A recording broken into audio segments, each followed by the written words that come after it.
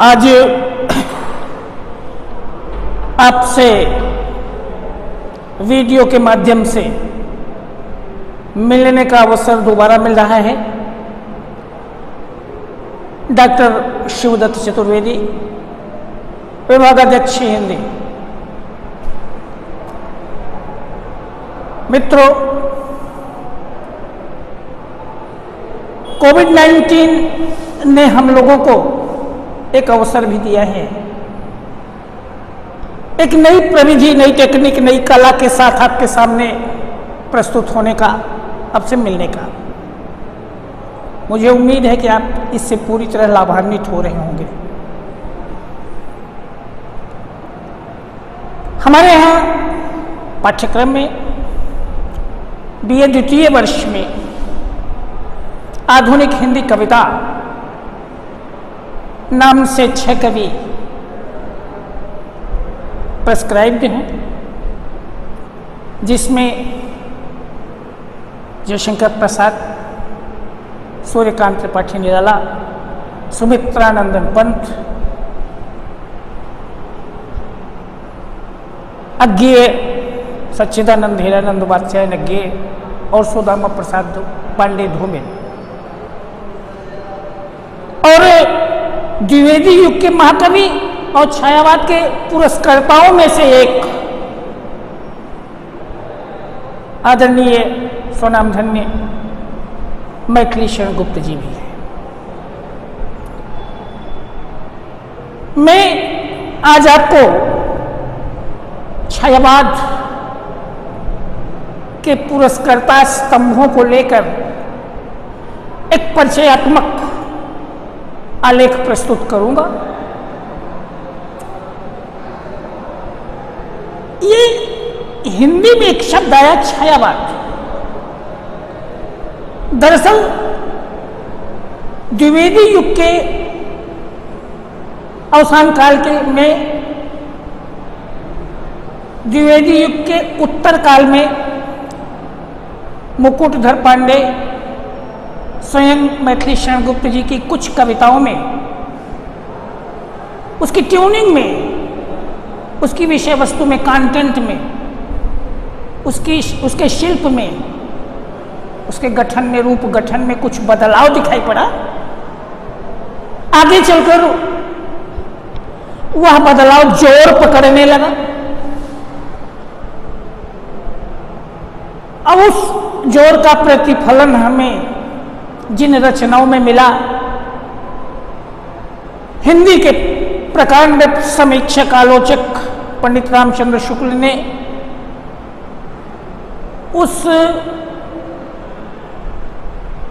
प्रवृत्ति की रचनाओं को व्यंग्य में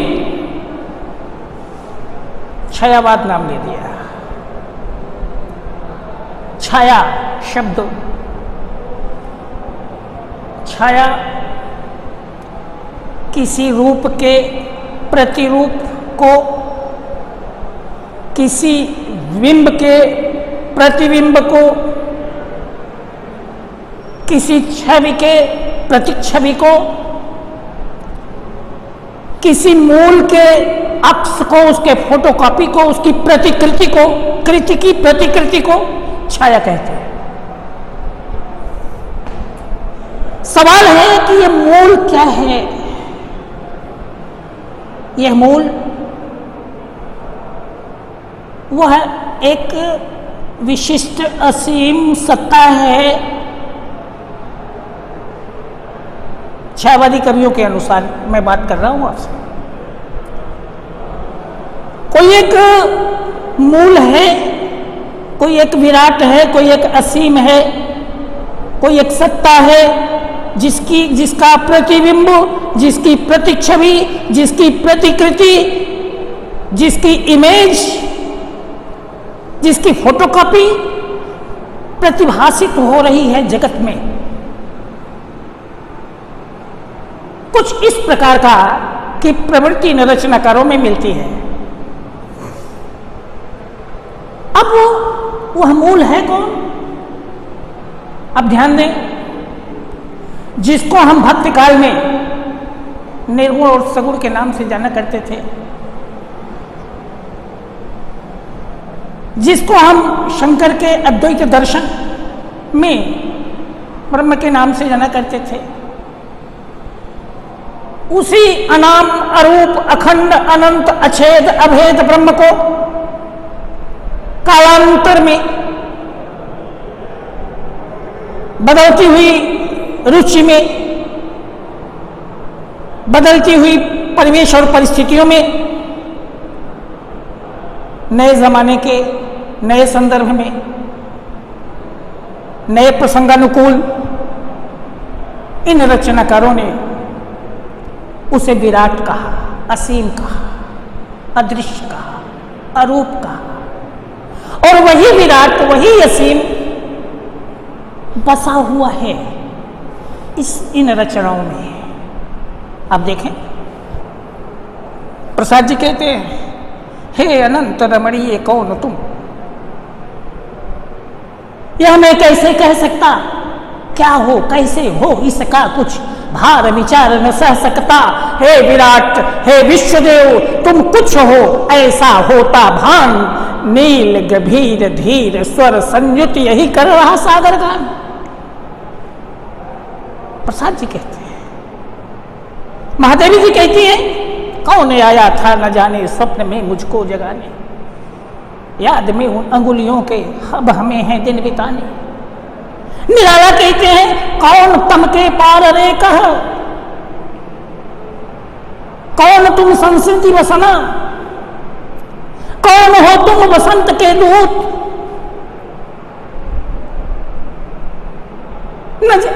नहीं कह सकती तुम हो कौन, वह कौन चित्रकार है, ये कौन की तलाश, उस असीम और विराट की तलाश जिन रचनाओं में मिला। उस प्रवृत्तिगत रचना विशेष को फ्रांसीसी प्रतीकवाद सिंबलिज्म से प्रभावित मान करके, फंटास्मटा से प्रभावित मान करके, छायाभासी रचनाकार मान के, रचनाएं मान करके आचार्य शुक्ल ने इस काल को छायावाद नाम दिया। यह प्रवृत्ति है, वस्तुतः है, लेकिन केवल यही प्रवृत्ति ही छायावाद नहीं है। यह शुक्ल जी की अपनी दृष्टि रही। शुक्ल जी के दौर में छायावाद निरंतर आगे बढ़ता चला गया। आगे चलकर छायावाद ने क्या क्या रूप और आकार ग्रहण किया, इसके लिए आचार्य शुक्ल को दोषारोपित करना ठीक नहीं है। किसी ने कहा स्थूल के प्रति सूक्ष्म का विद्रोह है, किसी ने कहा चेतन पर अचेतन का आरोप है, आदि आदि। मैं खास तौर से यहां दो कवियों को फोकस करूंगा। पहले रचनाकार हैं जिन्हें हम छायावाद का प्रतिनिधि, प्रमुख, प्रवर्तक, संस्थापक, पुरस्कर्ता के रूप में जानते हैं, मानते हैं, स्वीकारते हैं। वे हैं जयशंकर प्रसाद जी। प्रसाद जी का गहन अध्ययन है, खाटी बनारसी जीवन दृष्टि है प्रसाद जी की, लेकिन उसमें एक प्रगतिशील चेतना, एक सहृदय कवि चेतना, एक अनुभूति परक, सांद्र अनुभूति परक, गहरी अनुभूतियों से जुड़ी हुई चेतना दौड़ रही है। एक विराट व्यक्तित्व है प्रसाद जी का, उद्भट और विराट व्यक्तित्व। प्रसाद जी अनुभूति के कवि है, गहरी अनुभूति के कवि है। और प्रसाद जी सौंदर्य और प्रेम के कवि हैं। थोड़ी बात को और आगे बढ़ाएं तो गीता में कृष्ण जहां कहते हैं, धर्मा विरुद्धो कामोहम भरतर्षभ, हे अर्जुन मैं धर्म के अविरुद्ध काम हूं। काम लिबिडो, काम सेक्स, काम कामना, काम ईहा, काम ईप्सा, काम ललक, काम जो संपूर्ण मानव जाति को, मानव जीवन को संचालित करता है, सक्रिय रखता है, हैरत अंगेज कारनामे करवाता है, वो काम है। काम की पूजा, काम की उपासना, काम का नियंत्रण, काम को पॉजिटिविटी में ले चलना, सक्रियता में ले चलना, सकारात्मकता में ले चलना, ये प्रसाद जी से कोई सीखे। आपको विदित कामायनी का एक सर्ग ही काम है, काम सर्ग है। कामायनी का नाम ही प्रसाद जी ने कामायनी, काम के विस्तार के रूप में लिया है।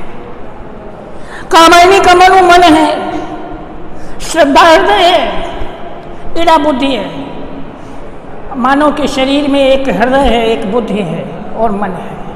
ये तीनों के संतुलित जीवन दर्शन को, तीनों का संतुलित समेकित जीवन दर्शन ही कामायनी का उद्देश्य है, कामायनी का कथन है, कामायनी का उद्देश्य, उपदेश। प्रसाद जी काम के कवि हैं, प्रसाद जी गहरी संवेदनाओं और अनुभूतियों के कवि हैं। प्रसाद जी प्रेम के और सौंदर्य की तलखी के, तरलता के, सांद्रता के, गहराई के, कॉम्प्लिकेशन के कवि हैं। प्रसाद जी कहते हैं, सोए थे हम, सपना देखे, सपने में मैं जाग गया, आलिंगन में आते आते मुस्का कर तू भाग गया। अब देखें, एक रचना जो लगभग उपेक्षित रही प्रसाद की रचनाओं में, और जिसको मैं प्रसाद जी को पढ़ने में, प्रसाद जी का मूल्यांकन करने में, प्रसाद जी के ओवरऑल का अनुवीक्षण करने में सबसे महत्वपूर्ण रचना मानता हूं, वो है प्रसाद की कृति आंसू। रो रो कर सिसक सिसक कर कहता मैं करुण कहानी, रो रो कर सिसक सिसक कर कहता मैं करुण कहानी, तुम सुमन नोचते फिरते करते जानी अनजानी, जानकर भी अनजान बैठे थे तुम फूल नोच रहे थे, हृदय मसल रहे थे, छिल छिल कर छाले फोड़े, मल मल कर मृदुल चरण से तुमने कितने हम पर जुल्म ढाए, कितने सितम ढाए। अभिलाषाओं की करवट, फिर सुप्त व्यथा का जगना, सुख का सपना हो जाना, भीगी पलकों का लगना, जीवन की जटिल समस्या है बड़ी जटा सी कैसी, उड़ती है धूल हृदय में किसकी विभूति है ऐसी, जो घनी भूत पीड़ा थी मस्तक में स्मृति सी छाई, दुर्दिन में आंसू बनकर वह आज बरसने आई, इस करुणा कलित हृदय में क्यों विकल रागिनी बजती, इन हाहाकार स्वरों में वेदना असीम गरजती, बाधा था विधु को किसने इन काली जंजीरों में। चेहरा है चांद और लंबे लंबे बाल हैं काली जंजीर, बाधा था विधु को किसने इन काली जंजीरों में, मड़िवाले फड़ियों का मुख क्यों भरा गया हीरों में, क्यों व्यथित व्योम गंगा सी छिटका कर दोनों कोरे, चेतना तरंगिणी मेरी लेती है मृदुल ढोलोरे। ये है प्रसाद जी इस करुणा कलित हृदय में, यह है उनकी करुणा कलित हृदय की गहरी सांद्र अनुभूति, यह उनके काम को नियंत्रित करके उसको सकारात्मक ऊर्जा के साथ साहित्य में उड़े लेने की प्रक्रिया, यह है प्रसाद। एक बातों को मैं संक्षिप्त करूंगा। एक और चेहरा है प्रसाद के साहित्य का, सांस्कृतिक पुनर्प्रतिष्ठा। मध्यकाल के इतिहास को, भारतीय राजाओं के इतिहास को प्रसाद जी ने उठाया है। नाटक देखें आप, चंद्रगुप्त, स्कंदगुप्त, ध्रुव स्वामिनी, अजात शत्रु,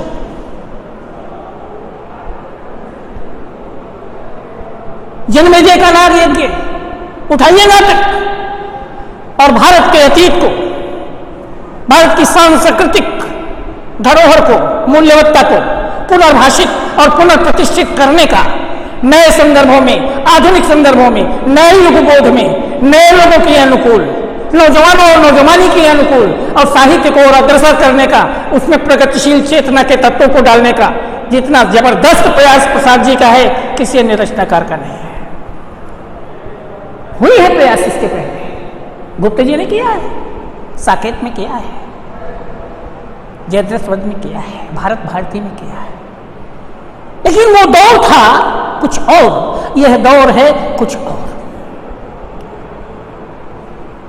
नए युग, नए युगबोध, नए मूल्य, नए संदर्भ, नए प्रसंगानुकूल भारतीय अतीत को, भारतीय सांस्कृतिक धरोहर को, अक्षुण्ण धरोहर को पुनर्भाषित करने का, पुनर्प्रतिष्ठित करने का अपने नाटकों के माध्यम से प्रसाद जी ने स्तुत्य प्रयास किया है। यह दूसरा रूप प्रसाद जी का। राष्ट्रवाद, राष्ट्रीयता आपको विदित है, देश गुलामी की जंजीरों में जकड़ा हुआ था और गुलामी की जंजीरों से हिमात तुंग सिंह से प्रबुद्ध शुद्ध भारती स्वयं प्रभा समुज्ज्वला स्वतंत्रता पुकारती। प्रसाद जी है, प्रसाद जी है।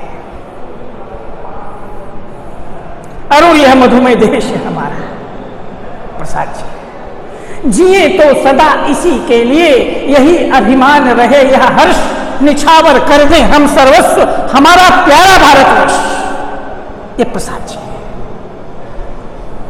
उनकी राष्ट्रीयता, उनकी सांस्कृतिक भारतीय अक्षुण्ण धरोहर को पुनर्भाषित, पुनर्मूल्यांकित करने का स्तुत्य प्रयास, और तीसरा उनकी गहर सांद्र संवेदना। ये तीनों लेकर के प्रसाद जी एक महाकवि के रूप में हमारे सामने उपस्थित होते हैं। एक उन्हीं के समानांतर या उनके थोड़ा बाद उनके अनुज की चर्चा करना बेमानी नहीं होगी। उनके बिना, उनकी चर्चा किए बिना आधुनिक कविता को निरर्थक ही माना जा सकता है। उन्नाव गढ़कोला की माटी से कान्य कुब्ज ब्राह्मण के संस्कारों में पला बढ़ा, कलकत्ते की महिषादल रियासत के राजा सती प्रसाद के राजमहल में पला पोसा राम सहाय तिवारी का लड़का सूर्य कुमार तिवारी, जिसे कालांतर में आगे चल करके हमने सूर्यकांत त्रिपाठी के रूप में जाना समझा साहित्य में। अद्भुत रचनाकार, ओज का रचनाकार, पौरुष का रचनाकार, शौर्य का रचनाकार, और उन काराओं को, उन जकड़नों को तोड़ने वाला रचनाकार जहां हिंदी कविता पहुंची नहीं थी किसके पहले।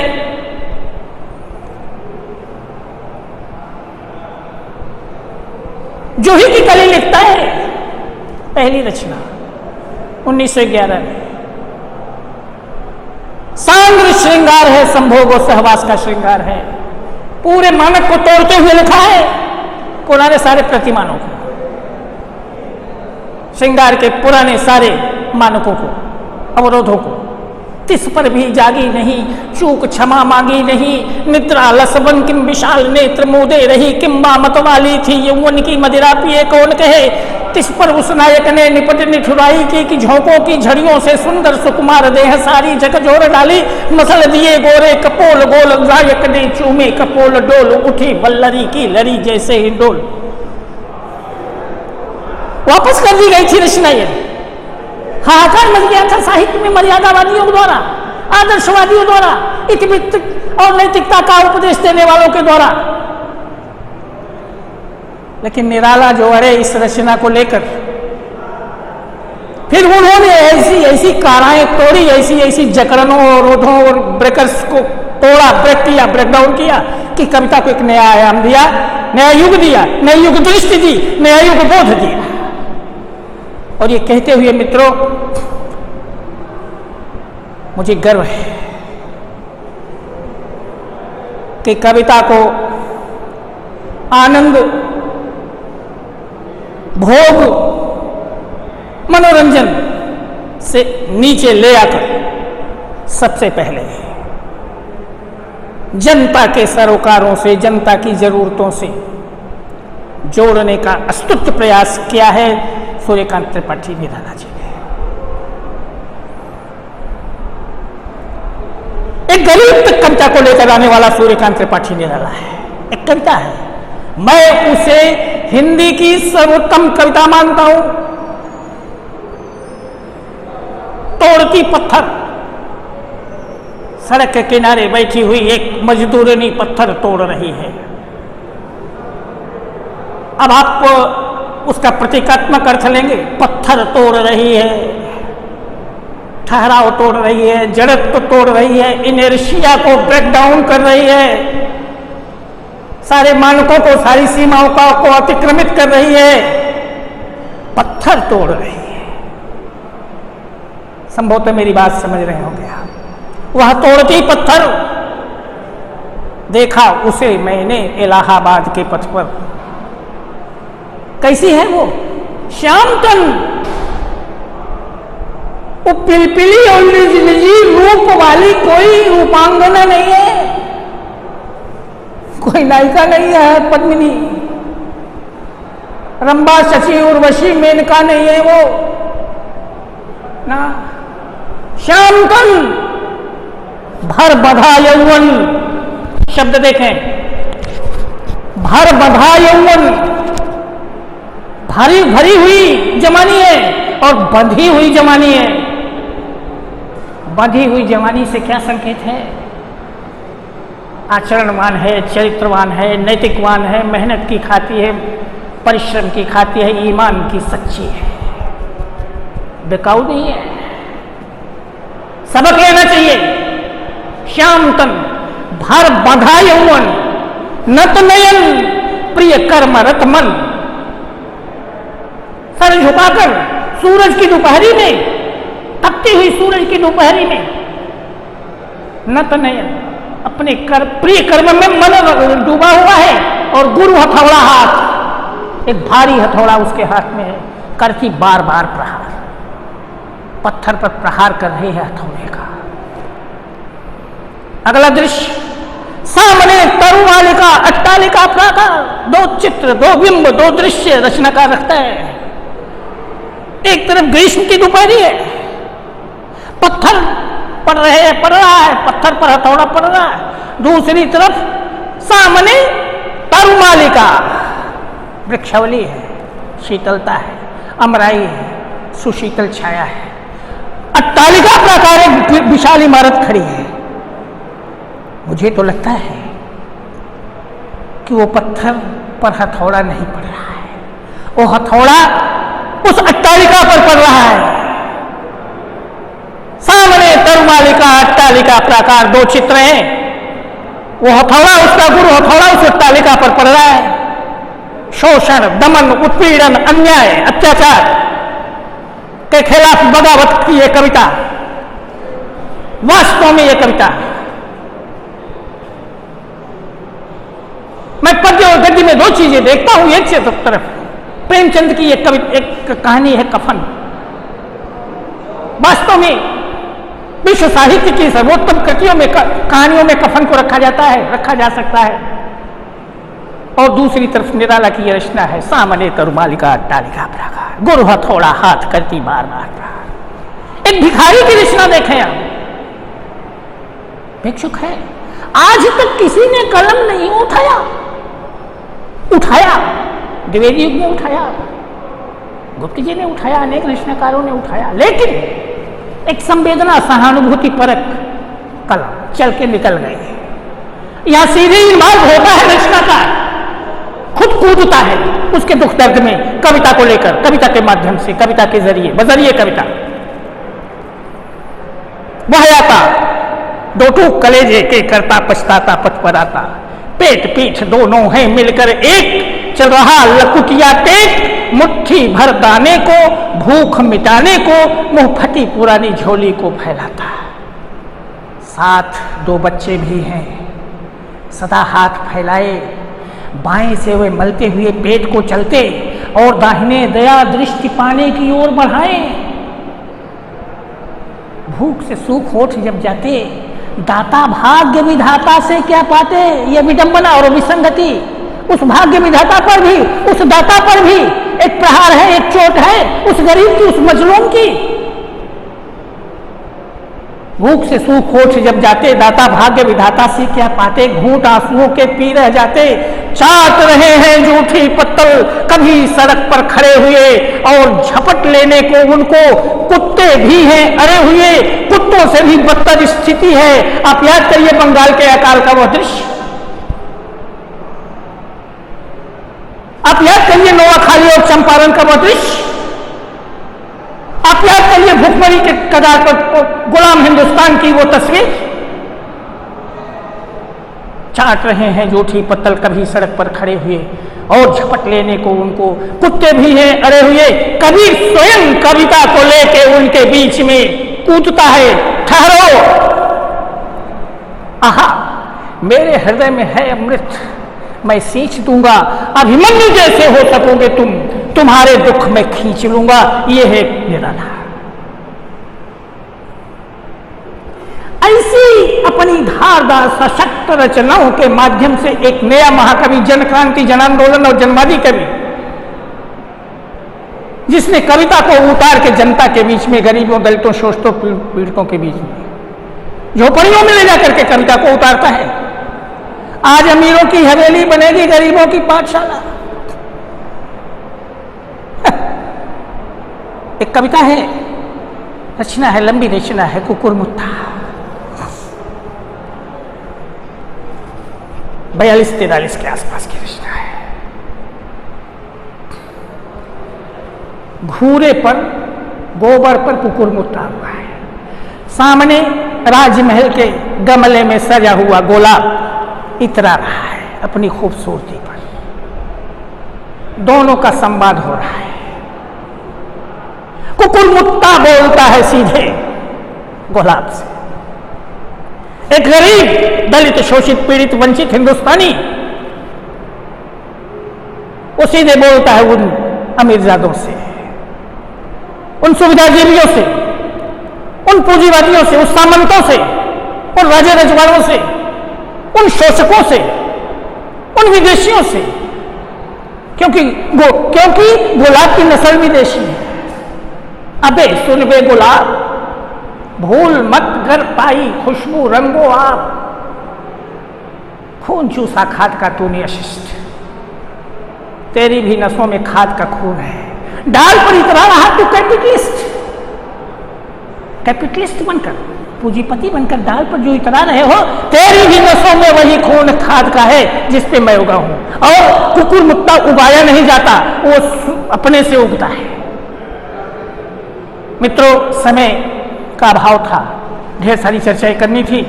मैं पुनः आपसे मिलूंगा। बहुत बहुत आपको धन्यवाद, आपने मुझे सुना।